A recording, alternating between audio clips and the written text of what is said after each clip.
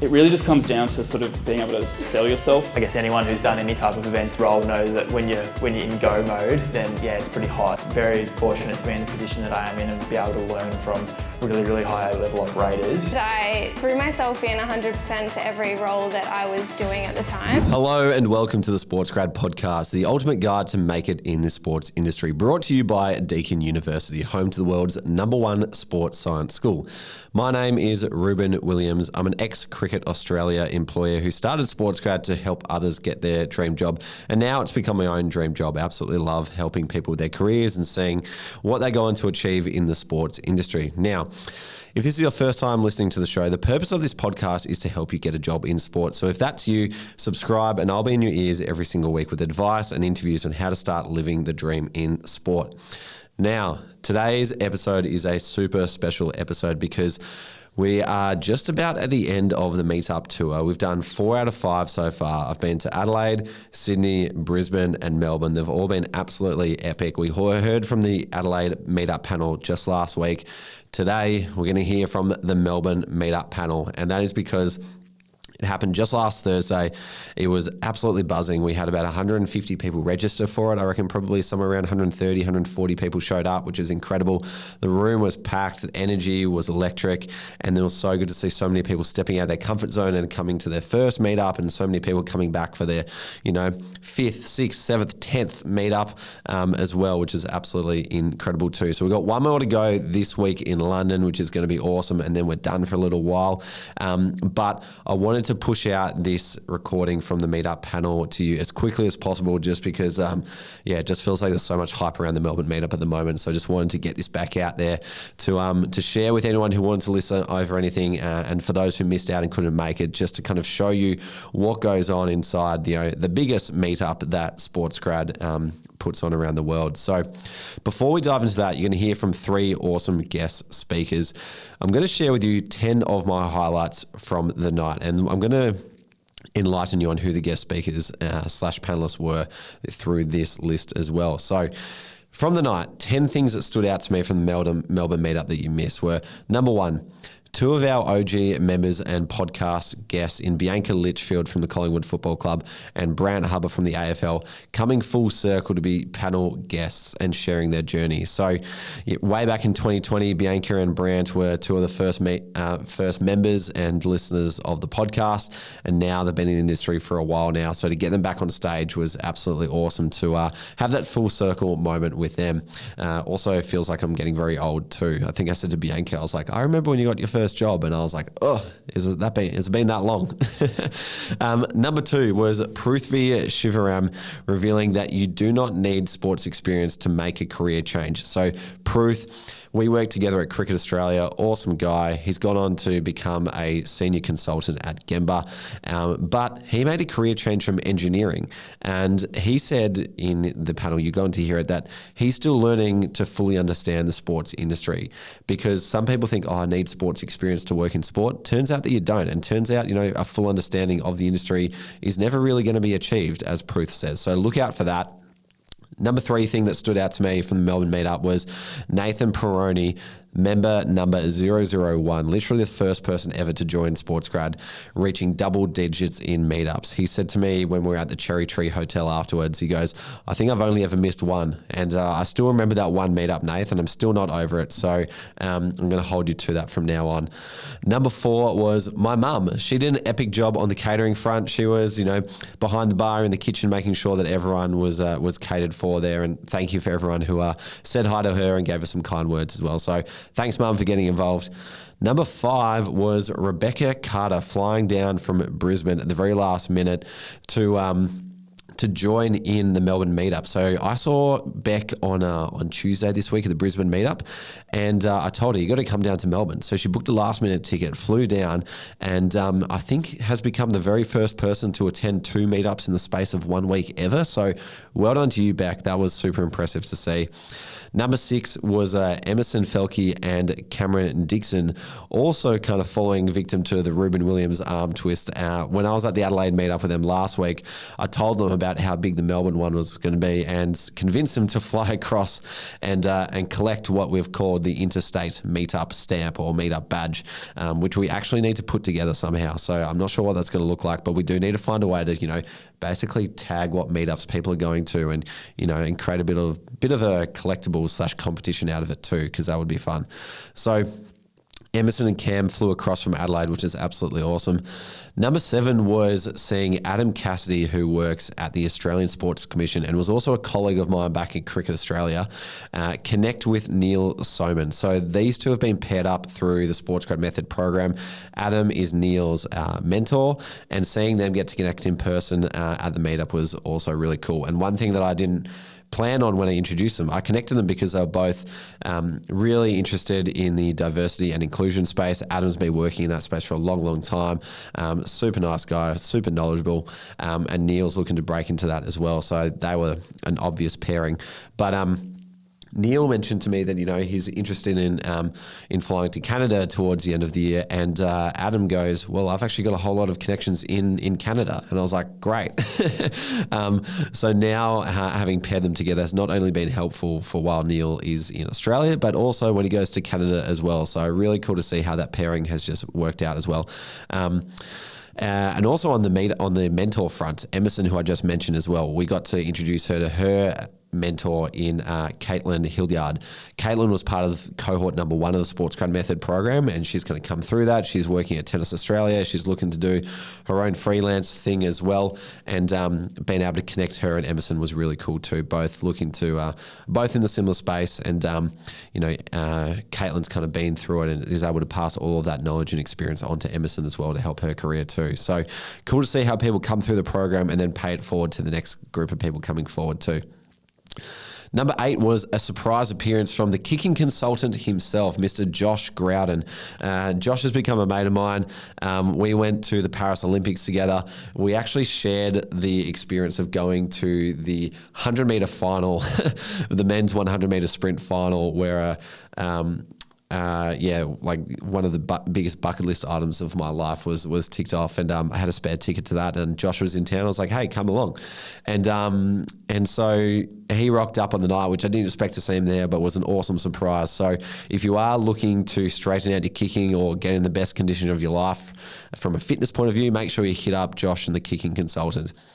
Number 9 was Lewis Fitter. So Lewis is another OG member from the 2020 days, and we went to the pub after the meetup. Cherry Tree Hotel around the corner is a great spot. And he made me feel very old again by saying, "So good to see a new wave of youths come along." And that again made me feel old, because in my mind, I still feel like it's 2021. I'm having coffee with Lewis while he's asking me for advice on how to break into the sports industry. And I'm saying, hey, can you help me with a new Garmin watch at Rebel Sport, where he was working at the time. So we helped each other out back then in both that regard.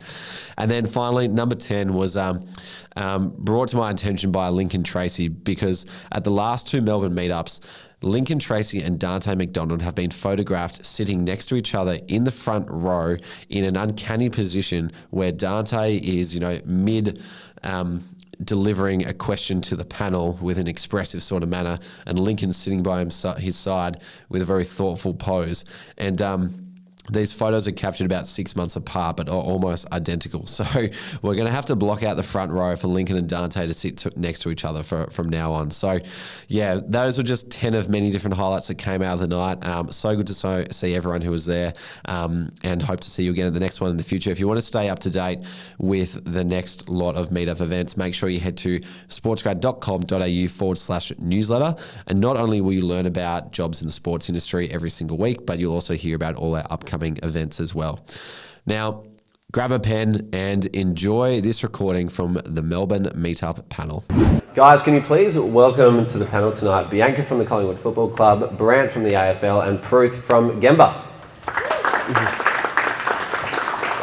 Guys, I want to kick it off just by asking you to introduce yourselves and what you do at your respective organisations. I'm Bianca Litchfield. I'm Community Foundation Partnerships Manager at Collingwood Football Club.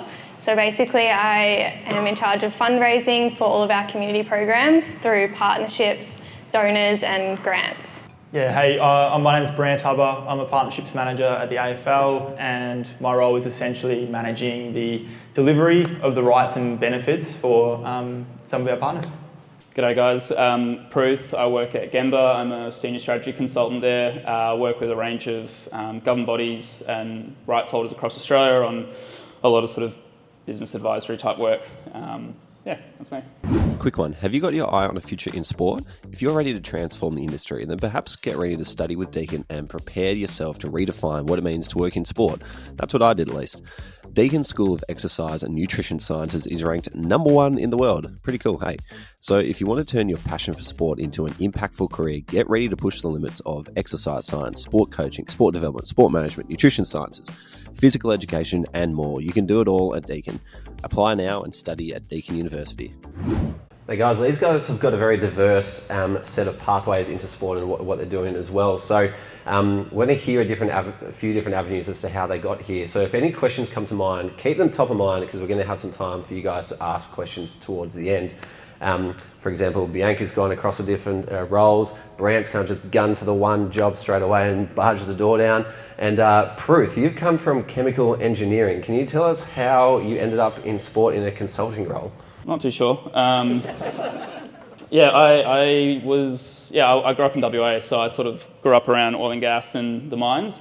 I spent 3 years in Texas as an oil and gas engineer flying between sort of Houston and Gulf of Mexico. And on one of those trips, I was like, this isn't it. I want to do something else that's a bit more fun. And so, I came back to Australia and going to sport was worlds away from what I do now, what I did then. And I thought, okay, well, I'm not really going to get there straight away. I need to sort of figure out like a little bit of a connection path. I had a few skills in engineering that I thought were transferable. I worked a lot in numbers, I worked a lot with people, I worked a lot in project management. You can kind of package those things up pretty broadly as a really loose skill set. And so I thought, well, I'm not going to go straight into a sporting role. Like, no one's going to believe that a chemical engineer wants to work in partnerships or strategy or whatever. I managed to find sort of a transition role in a media company, working on the analytics side. So still looking at numbers, still looking at managing a few projects, still working with a lot of different clients, which again, it's like a skill set that you can kind of package up and talk your way through. And I was going to say BS your way through, but talk your way through. And then just a lot of networking like people do tonight. You sort of meet the right people, be proactive in sort of different events, involved in a few not-for-profit sport-related roles. And then I just happened to meet the head of strategy at CA, who a few of us in the crowd know, at a night out when I was... he hired me, but his boss, Sachin. Bought him a few shots at a networking night, and I just literally just... That sounds like Sach. And 2 weeks later, a job came up at CA. I reached out to him, and he's like, I had a fun night with you. I'll put your CV through. And then a month later, I was at Jolimont. So we're going to the cherry tree after this, so if you want to join sport, hang around.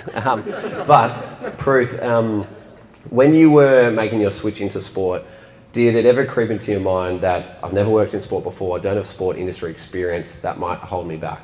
I think naturally that thought process does come through if you feel like you don't have industry experience.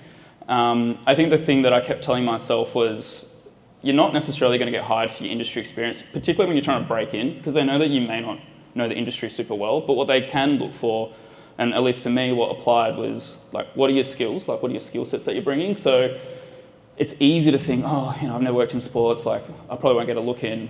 That's probably just a little bit of the thing, but it's not definitely the deal breaker. It's the other things that come with it around looking at a job role and seeing what skills do I match. So like I said it a few times already, for me, I was like, okay, the 3 things that I felt like I could distill my skill set down to was I'm good with numbers, I'm good with sort of managing people and stakeholders, I just sort of always worked in like kind of a busy environment, so you kind of learn how to juggle a few different things. And so it really just comes down to sort of being able to sell yourself in certain areas, and it's not necessarily the industry experience, it's how you can package up the skills that you've got. And then on top of that, it's obviously important to stay proactive and try and network and meet the right people, just because you've said it 100 times through SportsGrad, it's not necessarily the role that you see on LinkedIn, it's sort of the people that you meet at George and Collins at 2 a.m. in the morning. So just one more question on that. How long did it take you to learn the business of cricket inside Cricket Australia? If that's like the thing that you're lacking, sport industry experience, how long did it take to get an understanding of that once you were inside it? Yeah, it'd be interesting to ask the people that work to Sarah here if they still think they've understood the business of cricket. It's a bit of a beast. I don't think you don't ever fully learn it. You just sort of get comfortable in different parts of it. So like once you get comfortable with your role, you just sort of pick up things about the industry as you go. Like you're never really going to know the industry. I don't think you're ever going to know the industry inside out. But I think for me, I feel like the first 12 months is just a massive learning experience. I was a bit of a weird one where I started and 12 months in, we got hit with COVID. So that sort of threw everything into a bit of a different position. But I wouldn't say there's like a time frame. It's just you just get comfortable in terms of knowing who you work with. You get comfortable with sort of the role that you're in, and you start building those skill sets, and then you just keep gradually learning the industry as you go. So I don't know if there's a time limit that I felt like I took. Well, that's great to hear, because I speak to a lot of people who say, well, I haven't got sports experience, so I can't work in sport. And so to hear that you never fully understand it is a great sign that maybe we can bypass it. Bianca, I remember when you got the job at Collingwood, and you've been there for over 6 years or something now. Can you tell us a bit about your journey into Collingwood and then how your career has changed since then? Yeah, so it has been almost 6 years, I think.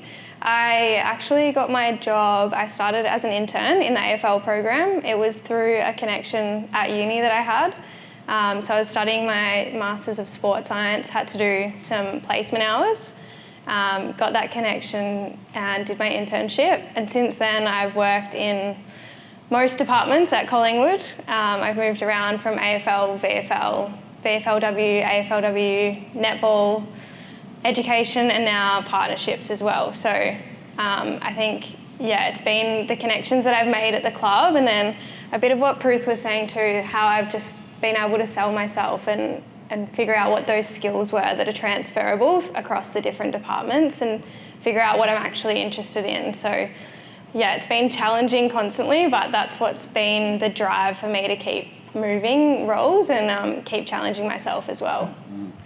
Now, if you're outside of the industry, it's kind of hard to know what exactly goes on in the roles inside the industry and how some of the jobs are constructed, for lack of a better word.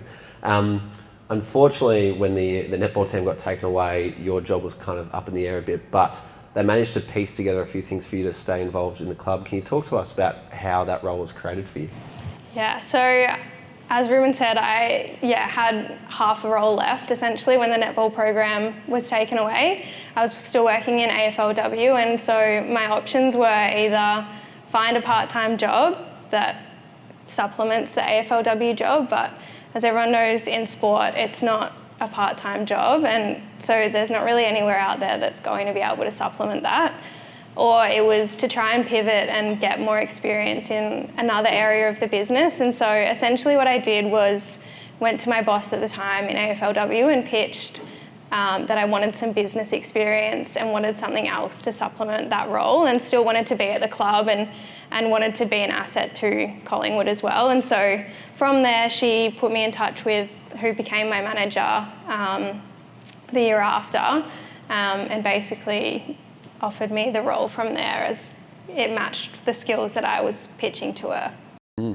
Talk us through that pitch. Like, how did you come up with that? How did you construct the pitch? How do you know what to pitch for? Like, what did that look like? I didn't really know. I was completely winging it. I was talking to everyone that I could and just trying to figure out the best way forward. And I think the first part for me was trying to figure out what I actually enjoyed and what those skills were first. I was trying to talk to everyone in the industry that I knew that was in a different role to me and figure out what those skills were that they had, and then whether that role was something that interested me as well. And from there, I just constructed it. And so how has that role evolved again into what you do now? Kind of similar. I got to the end of last year and wanted to pivot again and wanted to be challenged, and there was a role that came up internally that was a new role, and it wasn't something that I'd done at all. Partnerships wasn't really in my realm, but I'd worked with stakeholders and really liked that side of my role and the relationships, and so again pitched myself internally with those skills and said, this is the job that's for me and the job that I want, and I think I can do a good job of it. So you came out of uni with like a sports science background, I believe honours as well. It sounds like you've kind of left that behind. Do you feel okay about that? Definitely not what I expected to be doing this time, but I really enjoy what I do day to day, and I feel really challenged by it. So I miss definitely the team aspect and being involved in various teams at the club, but love what I do day to day. Brant, let's hear about your journey. You made one of the quickest entries in terms of age at which you entered full-time to a commercial partnerships role at the AFL, which is incredibly hard to do. Can you talk to us about the couple of years leading up to it and your approach to making sure you got a job in the commercial partnerships team at the AFL? Yeah, it was funny, like Pruth had his epiphany on a flight over New Mexico. Mine happened in a warehouse in Mitcham. So it's not quite as special, but yeah, look, I started uni, got through the first year and was just really floating through, like going through the motions, and probably made like half a friend in the first year of uni. And then it just clicked that I looked at my parents in particular in that, a lot of their friends that they still have now were at uni, and they met at uni, and so I'm like, right, I need to get the most out of this. And then so I really just threw myself into like trying to align all of my casual jobs or any volunteer experience with the sports industry. So leaving the warehouse in Mitcham and picking up what was literally just like a casual sports coaching role at like a small company that just goes into schools, and from there I built that into a casual role at Cricket Victoria. Then I built that into a casual role at the AFL. And then after a couple of years of just like proving myself and trying to prove myself at least at the AFL, was then able to move into my desired field of partnerships. So when you're going through that all-out assault of going into this job, like what was going on in your mind? Because it sounds like you're extremely motivated.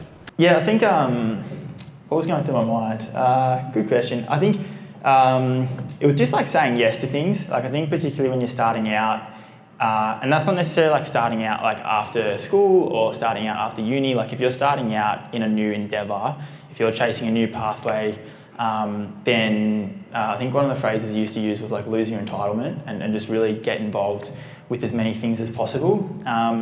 And so, yeah, that was what it looked like, was just like getting involved with as many things as possible, saying yes to things. I think then when you're doing that, you're getting exposed to a lot more areas of the sports industry, a lot more like specific disciplines within the sports industry, and you can start to identify like what sticks, what doesn't. And yeah, it's sort of through a process of elimination, you can then find out where you want to be. But yeah, it was really just like losing that sense of entitlement and getting involved in literally as much as possible. So you stepped into a stakeholder management role at the AFL, and now you're inside the four walls of the largest sports organisation in the country, but you wanted to get into partnerships. How did you plan that pivot across? Yeah, I think so I probably didn't have like the exact pathway in mind when I started, but I knew that if there was ever a company that I wanted to work at, like just get in the door and take any role if you know that you want to work at that company. Because I think if you like back yourself to apply yourself and work hard, then over time you will be trusted internally, and your managers can then go and knock on other managers' doors and say, look, this person is interested in your team. And so, yeah, I think that I've completely forgot what the question was. Hopefully it's a good start. But how did you plan your endeavour? Partnerships pivot across? So yeah, just getting in and proving myself initially, and then once I got clear, probably through the first couple of years at the AFL, that I knew I wanted to get into partnerships. It was then like, yes, you do the networking and you ask for the introductions, and of course you need to do a lot of research through LinkedIn, podcasts, like little side courses and things like that to upskill yourself. But none of it can happen if you don't do your immediate remit well. Because if you are too focused on all the extracurricular that goes around it, no one's going to recommend someone that's not performing well in their immediate job. So I think that should be the first priority for anyone who wants to grow within an organisation or grow towards a role, is you can be doing all that you want outside of that job, but that's going to make it bloody hard to achieve if you're not like sort of managing your own backyard first. That's probably the strategy in a very long-winded way, is manage your own backyard first, and then get all the extra stuff around it. On Tuesday night up in Brisbane, we had Charlie Barlow from Motorsport Australia as the guest speaker. She made a career change at 30 into motorsport, and she said that her way of getting into the industry was she wanted to make sure that everybody knew who she was. And so one of her tactics for that was she would hang out at the racetrack near the pole where all the media people would have to walk through, and she would just say hi to absolutely everyone who came through, so they had to meet Charlie. Brant, I remember you telling me when you were thinking about this partnerships job that you wanted as many internal references to the person who would hire you as possible. How did you do that? How did I do that? I think just being in multiple, like ensuring that you're just across like sort of the standard places where that information or the opportunities would lie. So keeping a close eye on LinkedIn, like having access to the internal sort of like work Facebook page helps. So, and then again, another one of your strategies is like, reach out to people who create careers content or post about their own work, because they're much more likely to interact with like cold outreach as opposed to someone who's not posted on LinkedIn for 3 years. So there was someone who left the partnerships team at the AFL, and I saw that they were leaving, and they did their LinkedIn, I'm leaving this role, more things to come. Someone else posted a commercial post in the work Facebook, and then my manager just introduced me to someone that he knew. And so I was interacting and reaching out to people who were actually, active within the careers and professional space and posting content internally or posting content externally. So that was sort of how I targeted who to reach out to. And then, from there, fortunately, I had some really strong conversations, and then they're like, oh, hey, to the hiring manager or the person, the decision maker within the team, that's then when you get the warm introduction, and that's a much different knock at the door compared to just reaching out to someone cold. Amazing, well played. Pruth, tell us about the world of consulting. What does your days look like? What sort of projects do you work on? Can you describe the life at Gemba for us? Yeah, life at consulting can be really, it is really interesting. I think the word that comes to mind is just diverse. So at any moment, I probably have about 4 or 5 different projects, which means typically that's 4 or 5 different clients. So if I sort of replay what I'd be doing now, I've got one with a government agency, one with volleyball, one with NRL, one with cricket, and another one which is sort of confidential, but it's sort of more broadly around horse racing. So the reason that I went into consulting was I spent 4 years at CA, which was great. It's a lot of time on one particular sport, but the thing that drew me to consulting was you pretty much get to touch every part of the Australian sporting ecosystem, whether that's rights holders at a national level, at a state level, at government, at brands. And so when you talk about learning about the industry, I still don't think I've learned the industry, but it's a massive crash course in terms of understanding how a lot of different parts of the puzzle come together. And so in terms of my role in the strategy team, strategy, as most of you probably are aware, it's probably the biggest buzzword that gets thrown around in corporate world. So the way I describe it is it's a massive generalist problem solver, which is, again, also a really buzzword way of saying it. There are clients that will reach out to us and say, hey, we're looking to maybe launch a new NRL team in Queensland, build a business case for it, or looking to expand the BBL, like how do we go about doing that? Or we're looking to, we've got this piece of land and we're looking to see how we can commercialize it. Is there a way that you can come up with a way to assess like who we can partner with in the sports industry to make some money off this space? There might be another organisation which is like, we're coming up to the end of our strategic cycle. We're trying to figure out, what we want to do for the next 5 years. What are those like 4 or 5 massive big rocks that a sporting organisation or a state body needs to do to make sure that, in 5 years' time, we're having this much money in the bank and having 100,000 people playing the sport and having 200,000 people at the games every year, or whatever, throwing numbers out, right? But the part that, again, I'm sort of repeating myself here, but like even in those examples, they're all really diverse, and that's the part that I really love about the consulting space. Don't get me wrong, like can be pretty tough and challenging sometimes, but like anyone that works knows that their job is tough and challenging at times, so that's not unique. But it's also really fast paced. It's not like a slow moving environment. But again, anyone here that's worked in sport knows that, like you said before, there's no such thing as a part-time job in sport. It's like overtime is get used to it. So if you haven't, done an economics degree or worked in strategy consulting before, what can people do to learn about strategy before trying to go for a strategy role? Because, for example, back in the day, I'm not sure if I've told you this story before, but I went for your job. I'm aware. Okay. And I didn't get it. Told me. Okay, good, there you go.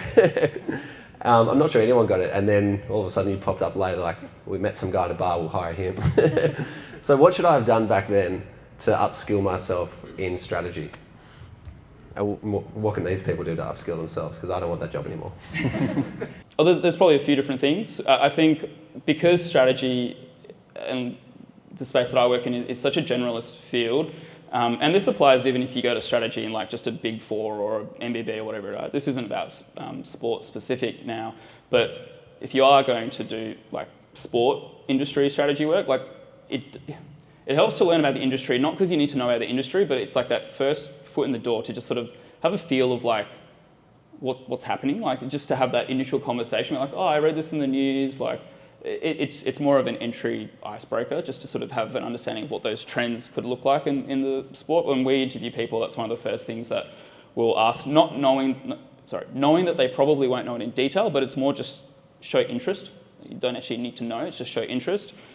The second one is a lot of it really just comes down to structured problem solving. So you don't need an economics background, you don't need a finance background, you don't need any specific background to get into it. What you need to be able to do is to be able to hear a problem, think through it a bit logically, and even during interviews, it's not like you're going to get it right. It's just have like train yourself, and you can learn it, train yourself to have a really structured thought process around, okay, this is the problem, this is kind of what I think might be the case. This is the first thing to look at. If this works, then maybe look at this. If this works, then maybe look at this. And so you can learn structured problem solving, and there's thousands of materials online to sort of help you with that. You don't need to necessarily learn that from a degree.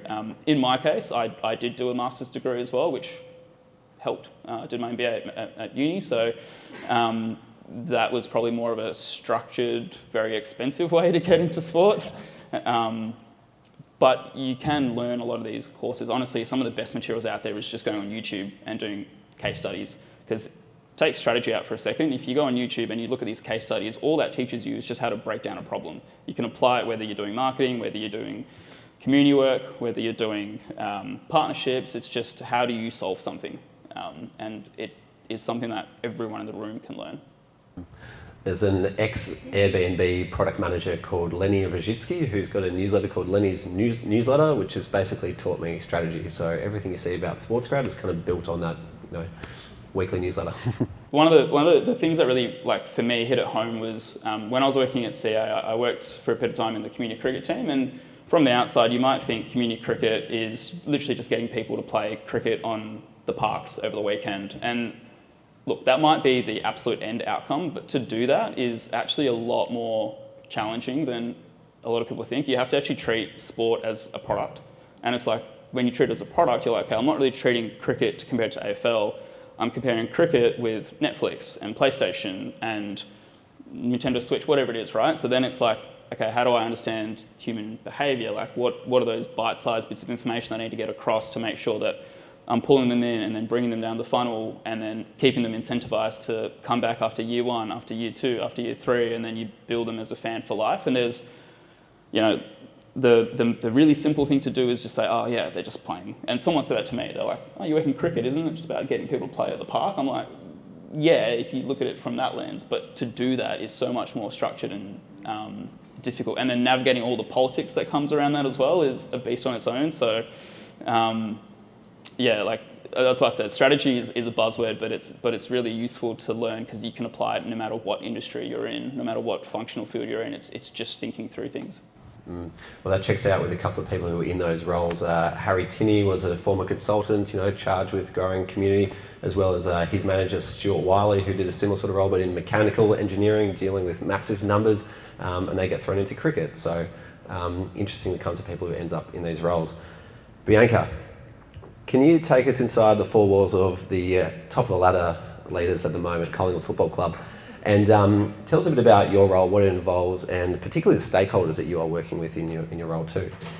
Yeah, so it's all different day to day, but essentially my role is to manage the fundraising, as I said, and so that's anywhere from partners, so our major community partner is Coles. I work a bit with Nike and Primo as well, and some more minor sponsors. And then we also have a lot of donors that donate their own money through the club.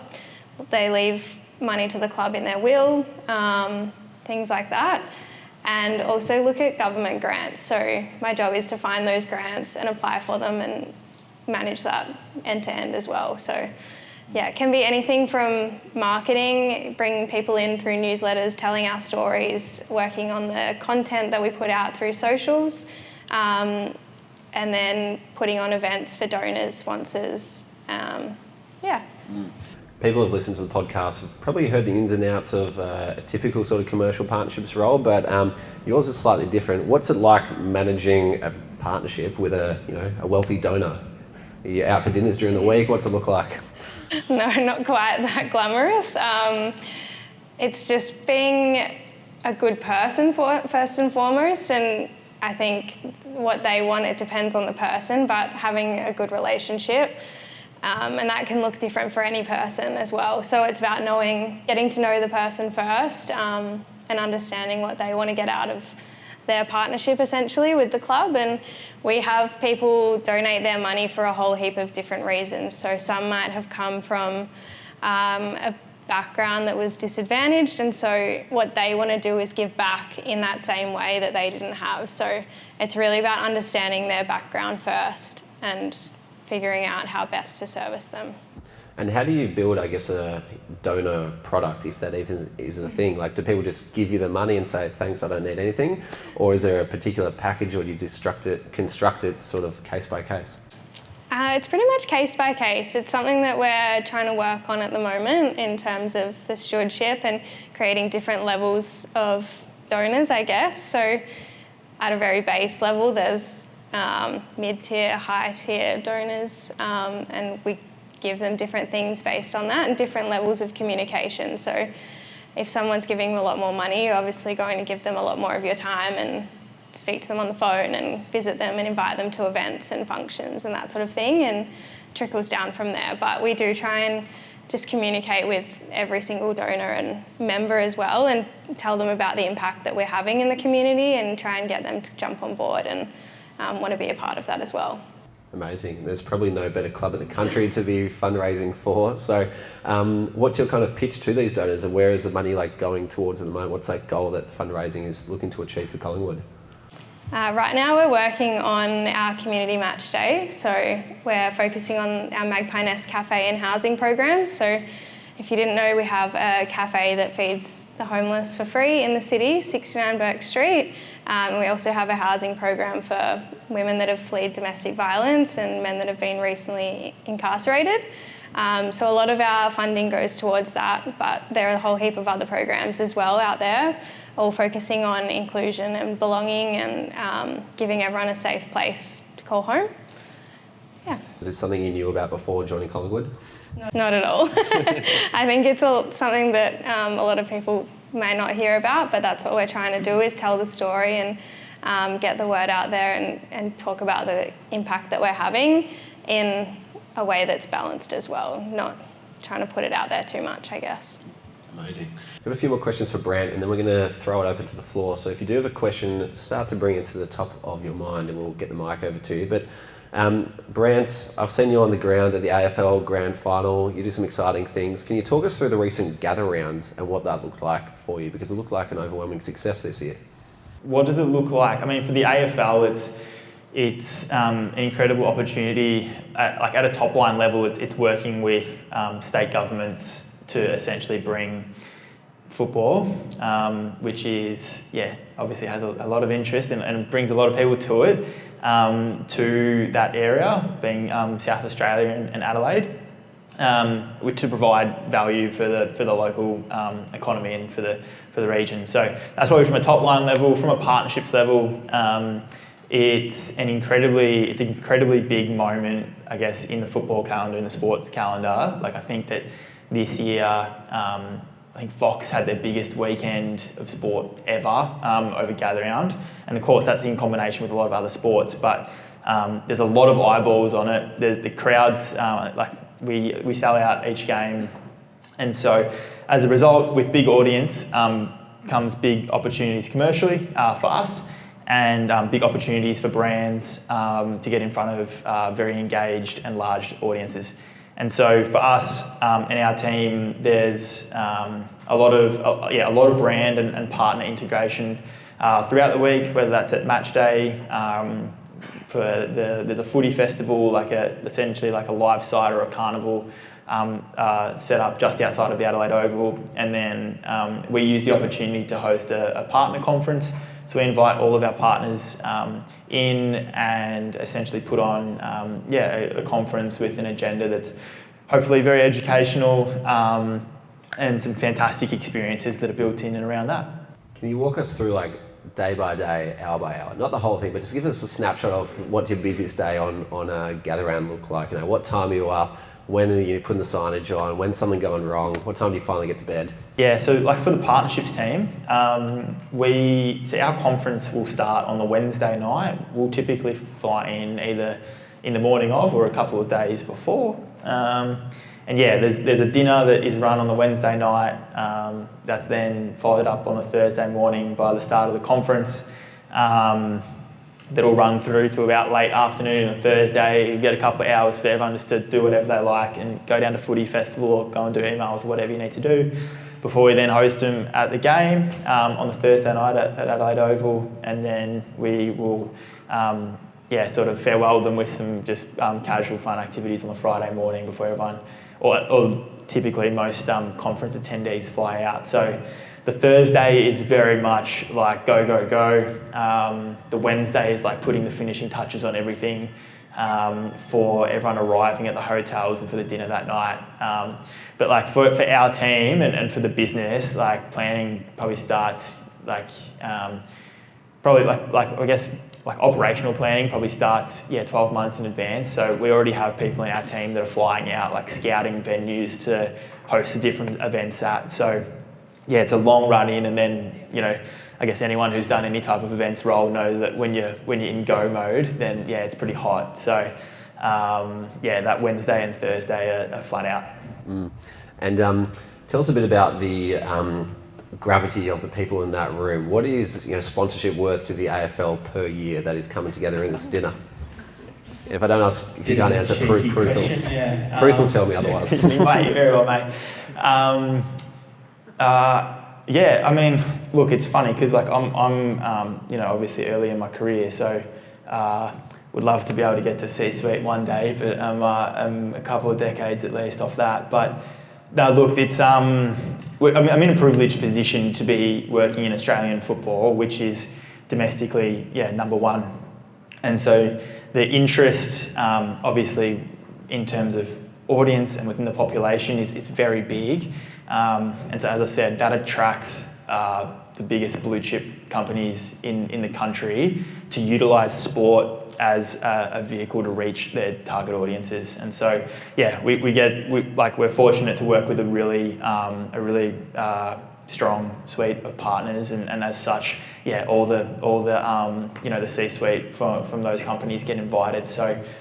There's a lot of investment in it, and so the pressure comes with that, and expectations comes with that. But it's fantastic. I'm very fortunate to be in the position that I am in and be able to learn from really high level operators as to how do you keep the CEOs of Toyota and Coles and Telstra happy and ensure that their investment is justified and achieving the objectives that it's there for. So. It's a fantastic opportunity to be a part of, and you rub shoulders with some with some people who have a lot of pull. So yeah. I'll take that as a lot. Well, we're going to open it up now, so if you've got a question for anyone on the panel, please raise your hand and we'll get the mic out to you. Hey, thank you guys for all of your thought-provoking answers. I really appreciate everyone on the panel here. My question is to Brant. I kind of share a similar mindset as you, just kind of, keep your head down, keep working towards it. And when we were having a chat earlier, you told me that you worked for the AFL for around 5 years before you got the full-time role. So my question is, what kind of kept you going, or what should someone in the sporting industry look towards achieving and just kind of keeping their head down and going through? Yeah. So look, AFL made me work for it, that's for sure. I had 2 casual roles and then I had 3 max-term roles. So you're working full-time, but you're only on for X amount of months before I landed a permanent contract, employment contract.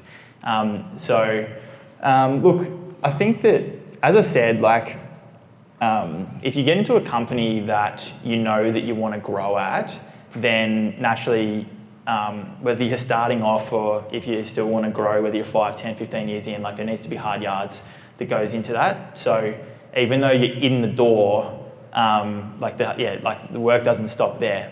No one is the finished product. With that said, I think that targeting working at a specific organisation is probably not the right way to look at it. I think that people coming through sports management degrees or sports administration degrees, or not in sports and wanting to get into sport, have a tendency to be like, right, I want to work at the AFL, or I want to work at the F1, or certain organisations or certain clubs, and I don't think that is the right way to go about it, because I think that's from a very much a fan point of view, but you need to be looking at it from a professional point of view. And so I think that it's about what is the certain discipline or what is the certain department within sporting organisations that you want to target, and being able to provide value there. So I think that if you get into a company that you're happy to work up at, then take any role, and that's what I did. And so that's what kept driving me, was look, I'm really aligned with the purpose here, and so it was easy to stay motivated. But at the same time, I think that sort of my journey of getting in at the company that you want to work at that's not just the one way to go about it. And I think if you were targeting a specific organisation, it's probably go for it if you want and chase your dreams, but just know that's probably a risky strategy, because there is only so many roles, whereas you can get other roles and then get in eventually. Thank you. I had a question, it's 2 parts, but I'd love to hear all 3 of your thoughts. How would you describe a managerial position or leadership role, and how would you lead effectively? I think definitely lean towards the more leadership rather than management style, and I think it's very personal to everyone. I don't personally manage a team, but the way that I think I've been managed really effectively is by being empowered to do my role really well, and being given the skills to, I guess, have my manager let go and feel empowered to get my job done. That's probably the way that I've worked best and been managed best. I don't manage a team either, or anyone, so may not be the best person to ask, but I think that I think that naturally, through any role that you'll have, most of the time you'll report into someone, and so I think that it's just about being super mindful of what are the parts of their management and leadership that you like, because there'll be no one is the finished product, so there'll always be pros and cons to any person, regardless of who you are. So I think that you just tap into both, just being super mindful and self-aware of that. And I think that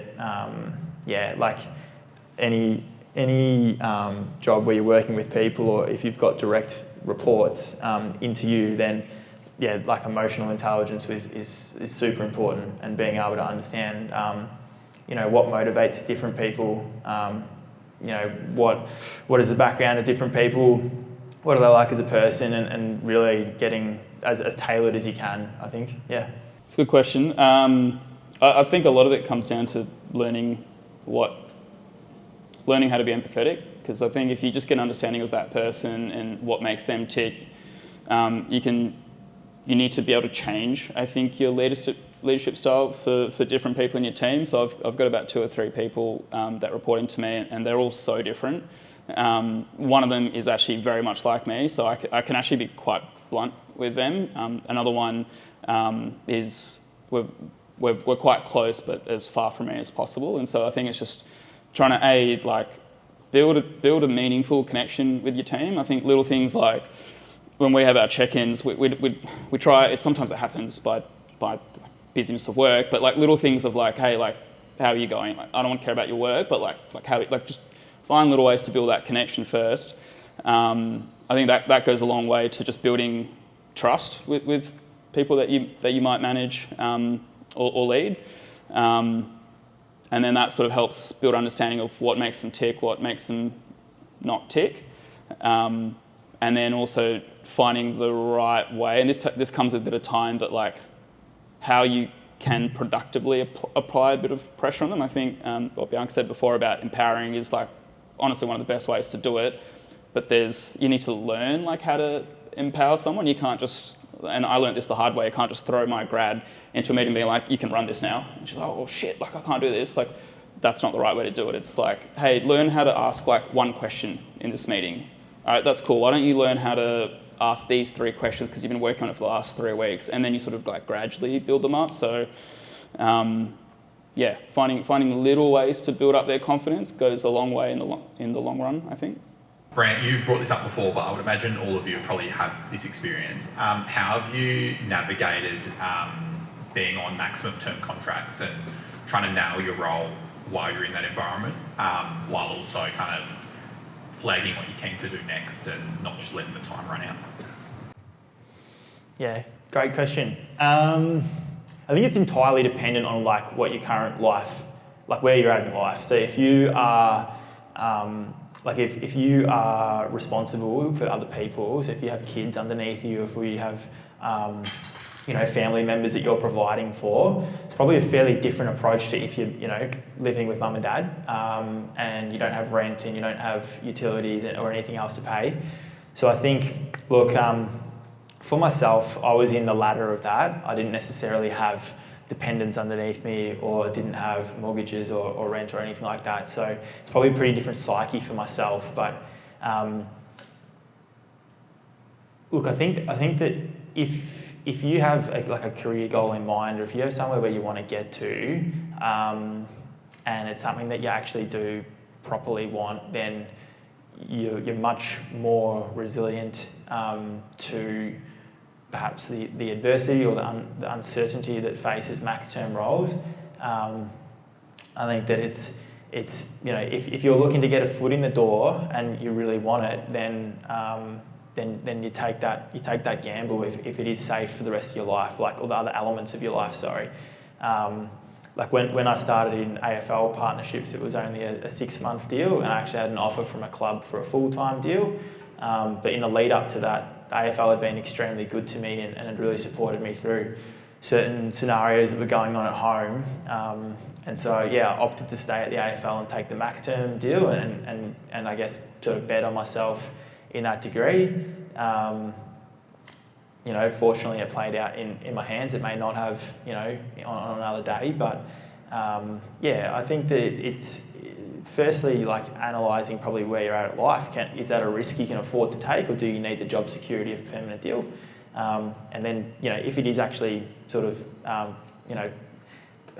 physically and psychologically and mentally safe for you to take a max term deal, then if it's something that you want, then you'll naturally stick at it and make it work. And if you apply yourself, companies will want to keep you. I just wanted to ask Bianca, because I actually submitted an application for an intern at Collingwood FC for the data analytics role, and I know that you have previously handled the analytics side of it, and then you have jumped to partnership now. So I just wanted to know what is the exact roadmap of your journey from there to here, and how did you make it up to this role that you're at? Probably not the usual journey, I would say, from an analyst to a partnerships role, but I started as an intern in AFL as a performance analyst, so working in tactics, data, stats, and then I did the same sort of role, worked full-time for netball and AFLW and VFL men's. And from there I was the education lead, so I managed our sport and business program last year, and then from there I moved into the community partnerships role now that I'm in. So that was my path, but I guess, not the usual way. What would be your suggestion, how did you go about it and how did you actually approach people to lead to where you are right now? Was it I'm just curious about the kind of interactions you had and what kind of pitch you were pitching about, and how did you realize where you wanted to lead up to? When did you realize that, was it pretty much early on, or did you directly understand, okay, this is the sector I want to be, so this is where I'm going to approach further on moving forward, or were you still open to doing everything and anything as they have stated, keep your head down and say yes to everything? Were you in for that once you realized which role you were aiming for? How? I guess a bit of all of what you've said. I threw myself in 100% to every role that I was doing at the time, and I didn't know where I wanted to go long term. I just really enjoyed what I was doing at each point in time. And so I guess the first thing for me was always putting those relationships with who I was working with first, and networking's great and meeting new people is great and exploring opportunities, but I think Brant said it earlier, if you don't get your own role right first, you're not going to have those people to vouch for you later on down the track. And I think it's so important to have those people in your corner that know what you're good at, and as much as you can articulate it for yourself, you also need to have those people that understand what you've done and have seen those projects come to life. And so for me, it was first and foremost doing my job really well at the time, growing those connections within the club, and naturally just those conversations that happen at the cafe, walking down the hallway, getting to know people. We have once a month coffee, you get paired with a random person in the organisation. So little things like that and getting to learn about different roles was what sort of led me to then want to change and challenge and grow and move around those departments. So some of it was forced in the end with the netball team not existing or those sorts of things, but in the end, moving from partnership into partnerships and into admin as well was a move that I wanted to make and decided that I wanted to do in the end. We might wrap it up there. We're just about out of time. So can I ask everyone to please put their hands together for Bianca, Brant and Pruth. Thank you so much, guys, for jumping on the panel and sharing insights in your journey with us. I know it's been very insightful. If anyone has got a question for these guys, they're going to hang around. Feel free to come and chat. But also you can hear more about their journeys as well on the SportsGrad podcast. Bianca's in episode 230, Brant was 211, and Pruth just did a blog for us last week, so you can read about him. We'll get you on the podcast soon, mate. So there's more career journey, more stuff online if you want to see that. Plus there's plenty of other podcast guests in the room too. So float around and you might see someone who you can listen to for an hour on your way home. Before we do that, can I just get a quick show of hands? Who is part of the SportsGrad Method program that we've launched this year? Just nice and high. Yeah, they're right at the front. Great. Awesome. So, guys, before we wrap up and let you guys chat, just want to share a bit more about the next evolution of SportsGrad and what we're doing at the moment. We've started this program to work more closely and hands-on with people to help them get into the sports industry very, very quickly. And we've got Dante in the front row who joined the program, and I think about 16 days later was inside Cricket Australia, so it's going well? Yeah, good. Excellent, great. So if you do need more help with your pursuit into the sports industry, head to the website or come and have a chat. Happy to help out with that. And those guys who are part of the program, can I get you guys to just duck off to the side for a second after we finish chatting, and I'll have a chat to you in a sec. Other than that, before I let you go, just one big final thank you for me for firstly coming, but secondly, the SportsGrad podcast turns 5 years old this Saturday. And before it was a podcast, it was a very shitty YouTube channel for 3 years to get to that point. So we're around the 8-year mark of SportsGrad content. But I did just want to say a very special thank you to everyone who has listened to the podcast, who has come on the podcast, who has sent it to a friend, because nights like tonight literally wouldn't be happening unless you guys tuned in. So thank you very much for getting involved, and tune in to many more episodes to come. Hey, last thing before you go. Everyone knows the sports industry is super competitive, so you might want to keep this to yourself. But every Monday, I send out an email called Shortcuts by SportsGrad. It takes 5 minutes to read, and it gives you everything you need to get an edge over other job hunters on a silver platter. Here you'll find exclusive job opportunities, networking events, and premium resources to get ahead. Again, it takes less than 5 minutes to read, and it's designed to help you get ahead and stay ahead. So if you want to receive the next one in your inbox, head to sportsgrad.com.au/newsletter. But as I mentioned, competition for jobs in sport is red hot, so perhaps keep this to yourself.